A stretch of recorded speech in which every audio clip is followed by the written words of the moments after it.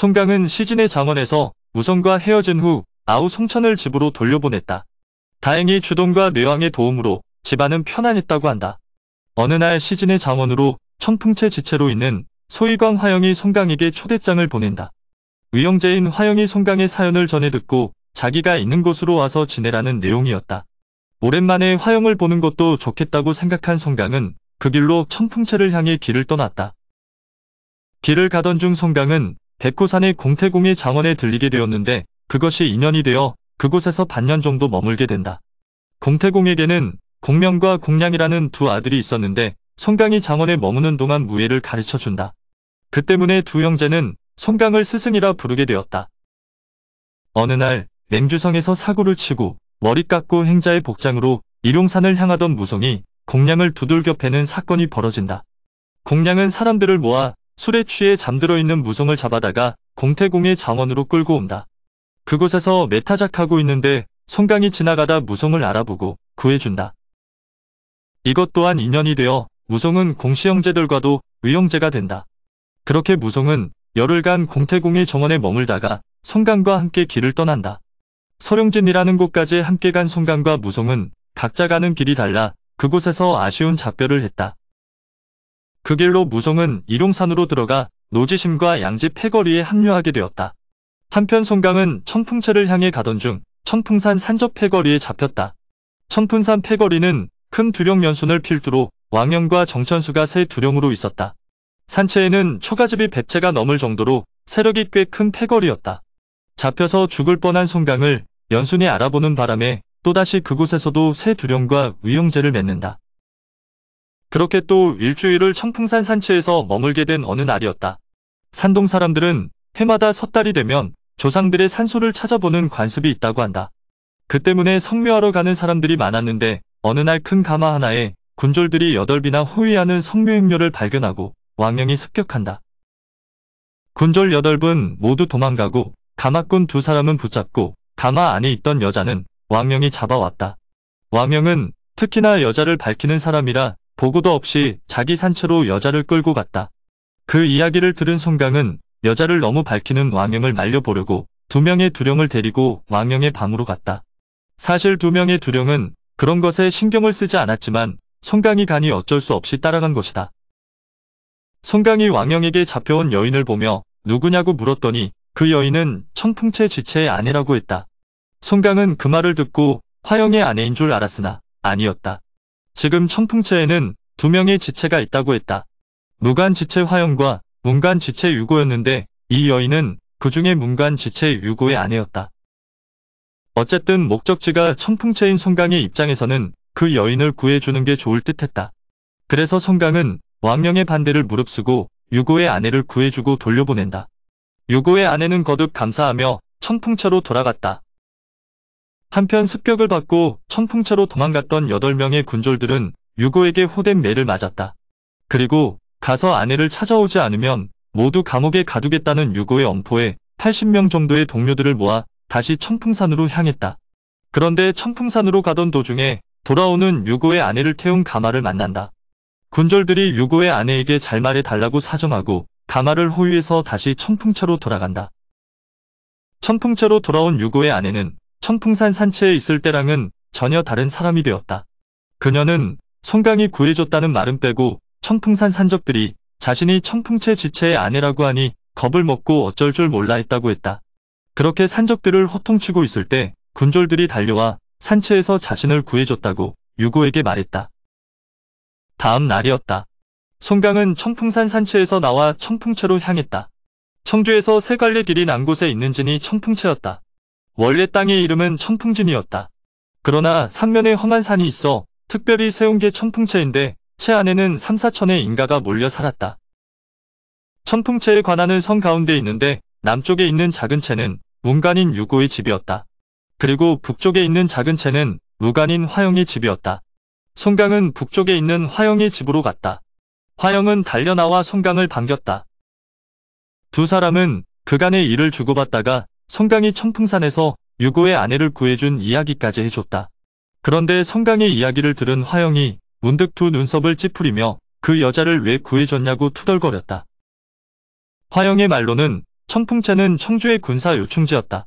그런 청풍채를 화영이 지금까지 주변의 도둑대로부터 지키고 있었다. 그런데 어디서 굴러먹다 온지도 모르는 풋내기인 유고가 문관으로 부임해오면서 평화롭던 청풍채가 시끄러워졌다고 했다. 문제는 유고가 실력이 모자라면서도 문관이라 화영보다 상관이라는 점이었다. 문관인 유고가 정지체고 무관인 화영이 부지체였다. 그런데 유고는 부임해 오자마자 힘없는 백성들을 털어먹기 시작했다고 한다.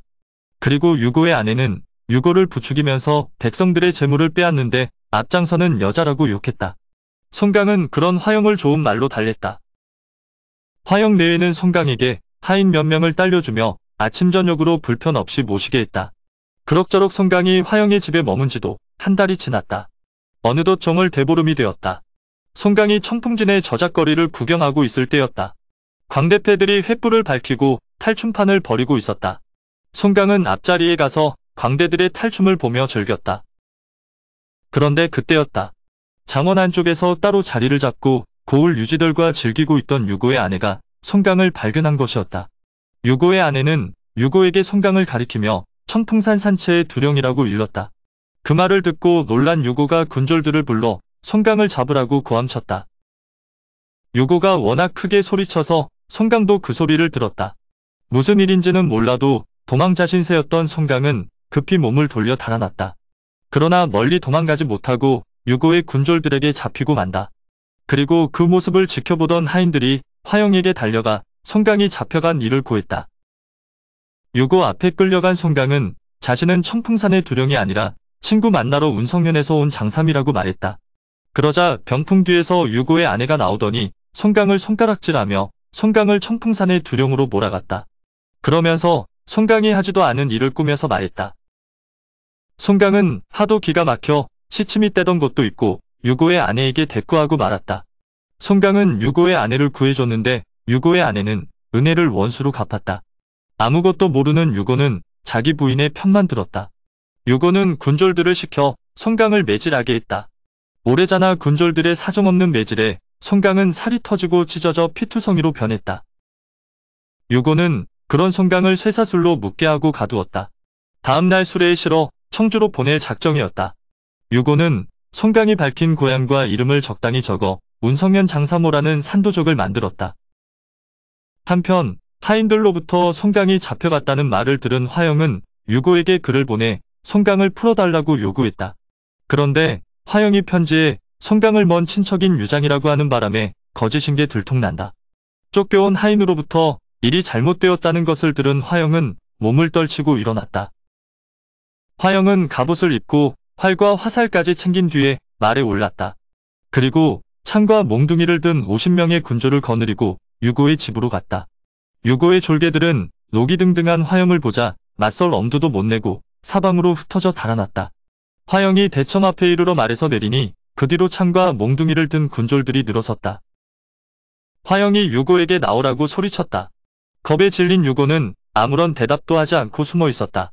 화영이 몇 번을 불러도 유고가 나오지 않자 군졸들을 시켜 집안을 뒤지게 했다.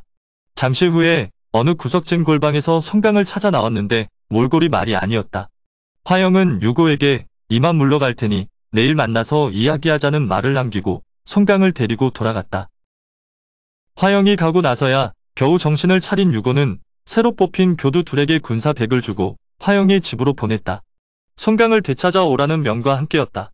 새로 뽑힌 교두 둘은 창칼을 조금 다룰 줄 알아 교두가 되기는 했지만 아직 화영의 무예를 본 적이 없었다. 겁 없이 화영의 집 앞으로 가기는 했으나 그동안 들어온 소문이 있어 막상 들어가려고 하니 발걸음이 쉽게 떨어지지 않았다.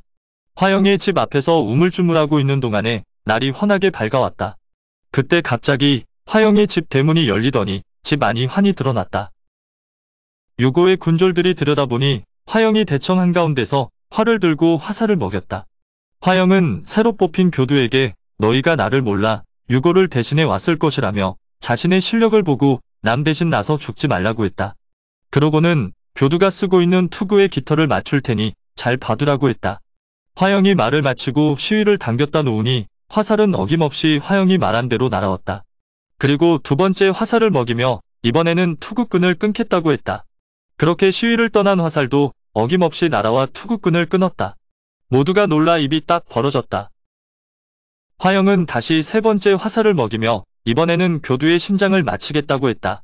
그 말을 듣자 교두를 비롯한 군사들은 행여라도 그 화살이 자신에게 날아올까 겁이 나 모조리 뒤돌아서서 달아났다. 그렇게 문 앞이 조용해지자 서서히 대문이 닫혔다. 오늘의 영상은 여기까지입니다. 영상이 도움이 되셨다면 구독과 좋아요, 알람 설정 부탁드립니다. 시청해주셔서 감사합니다.